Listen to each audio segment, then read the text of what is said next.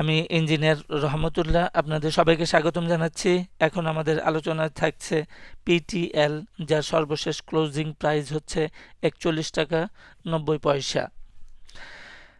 এখন আমাদের টেকনিক্যালি অনেক সময় লোয়ার লোটা বা হায়ার হাই একটু গুরুত্ব বহন করে।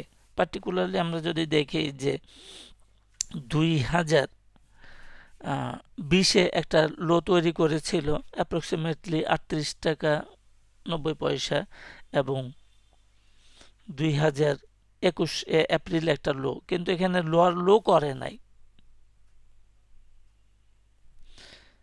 এটা একটা লো,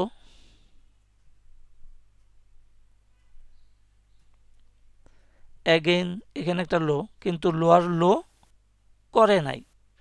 কাজেই আমরা যেটা করতে পারি, বা ধরেন আমরা এই সমস্ত দিনে আছে, অর্থাৎ ডান দিকে যে রেড বারগুলা তখনও তৈরি হয়নি, তাহলে কেউ যদি একজন এমনও করতে পারতো যে এটা শুরু হইলো ওয়েভ 1 সাইডওয়েজ, 2, 3, 4, 5, ওয়েভ 1 এটাকে 2 ধরতে পারে, কারণ এখানে লোয়ার লো করে নাই।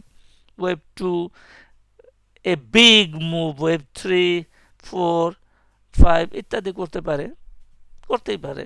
অর্থাৎ আমাদের মূল ফোকাস হচ্ছে যে এই অংশটুকু আমরা ওয়েভ 2 গণনা করতে পারি যতক্ষণ পর্যন্ত লোয়ার লো না করছে। এবং একইভাবে যে আমরা বর্তমানে যেটা দেখি যে 2021 সালে একটা লো করেছে এবং বর্তমানে আরেকটা লো করেছে, এবং গুরুত্বপূর্ণ হলো যে এইবার সে লোয়ার লো করে ফেলেছে। এইবার সে লোয়ার লো করে ফেলেছে। এটাই হচ্ছে আমাদের জন্য একটা গুরুত্বপূর্ণ অংশ, যে এইবার আর আমরা আগের যে একটা বিগ মুভ ছিল, এই মুভের তুলনায় বাকি ডান দিকের অংশটুকুকে বাকি এই অংশটুকুকে আমরা আর ওয়েভ 2 গণনা করতে পারছি না, যেহেতু লোয়ার লো করে ফেলেছে পরিষ্কার। আর তাহলে এই যে পারছি না, তার মানে এটা বেয়ারিশ ইন্টারপ্রিটেশন, না পারাটাই বেয়ারিশ ইন্টারপ্রিটেশন হয়ে গেল। এবং আরেকটা ইস্যু এখানে দেখা যাচ্ছে যে এখানে লো থেকে যে উঠলো, এটা মূলত এ বি সি আপট্রেন্ড তিনটা ওয়েভ। এই লোয়ার লো আমাদের সাজেস্ট করছে যে আপট্রেন্ড যেটা তৈরি হয়েছে এটা মূলত তিনটা ওয়েভ এখনো পর্যন্ত। যেহেতু তিনটা ওয়েভ আছে আপট্রেন্ডে, তাহলে ভবিষ্যৎ খারাপ। তাহলে এই লোয়ার লোটা আমাদের কয়েকটা সিদ্ধান্ত গ্রহণে সহযোগিতা করছে। এখন তাহলে লোয়ার লো করেই ফেলেছে, তাহলে বর্তমানে ব্লু রেখাটা যেখানে দেখাচ্ছে, আমি গ্রিন করে দিচ্ছি, এটা সাপোর্ট, তাহলে সাপোর্টটা ভেঙেছে। তাহলে আমাদের নেক্সট সাপোর্টটা কোথায় সেটা আমাদের একটু খুঁজে দেখা দরকার। তাহলে আমরা এখন এখানে অনেকগুলা প্রথম ধাপে আপ ডাউন আছে। এটা একটা ইম্পালস ওয়েভ, যেহেতু দেখতেছি শেষের 3 নাম্বার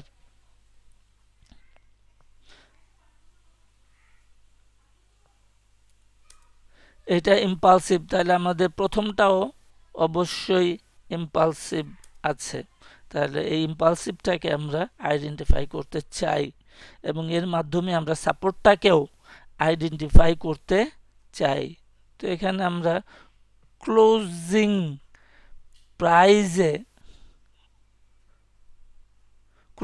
প্রাইস চার্টে চলে গেলাম। তাহলে আমরা দেখি যে এটা হলো আমাদের বটম লাইন থেকে আমরা ওয়েভ 1, 2, এখানে এক্সটেনশন আছে 3, দেন 4। পার্টিকুলারলি আমরা যেটা বলতে চাচ্ছি যে এখানে ওয়েভ 4 হলো এটা, এটা ওয়েভ 4, টপটা হলো ওয়েভ 5,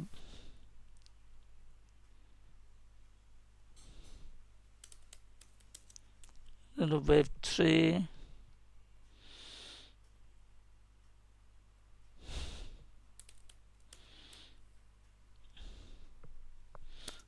ওয়েভ 1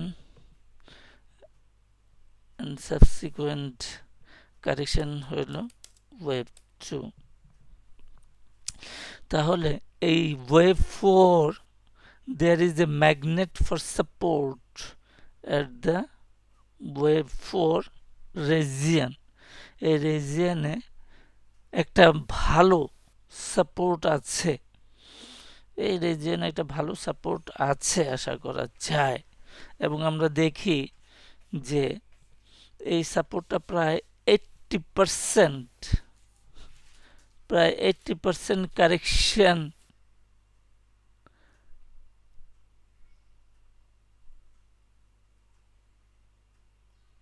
প্রিফার কর, 80%, 78.6 বা উপরের লেভেলটা এবং নিচের লেভেলটা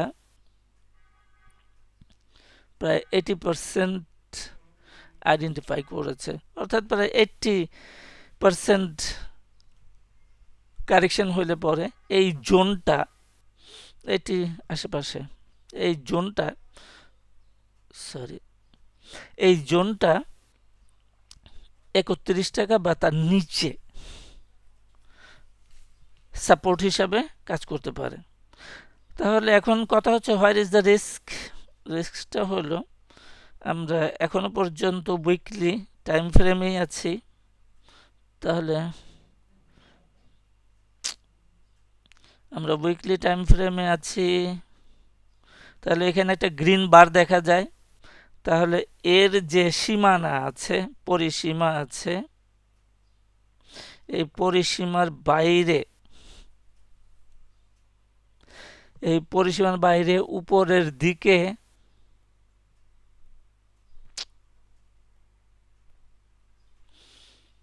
গ্রিন ক্যান্ডেল তৈরি করতে পারলে আমরা এই বেয়ারিশ ইন্টারপ্রিটেশন বাতিল বলে গণ্য করব, বা আপনারাও গণ্য করতে পারেন। তাহলে এইটা হচ্ছে 48 টাকা উপরের দিকে, 48 টাকা 80 পয়সা, অর্থাৎ 48 টাকা 80 পয়সার উপরে, 48 টাকা 80 পয়সার উপরে ক্লোজিং বেসিসে একটা গ্রিন ক্যান্ডেল তৈরি করতে পারলে আমাদের বেয়ারিশ ইন্টারপ্রিটেশনটাকে বাতিল বলে গণ্য করা যাবে। আজকে এই পর্যন্তই। ধন্যবাদ সবাইকে সাথে থাকার জন্যে।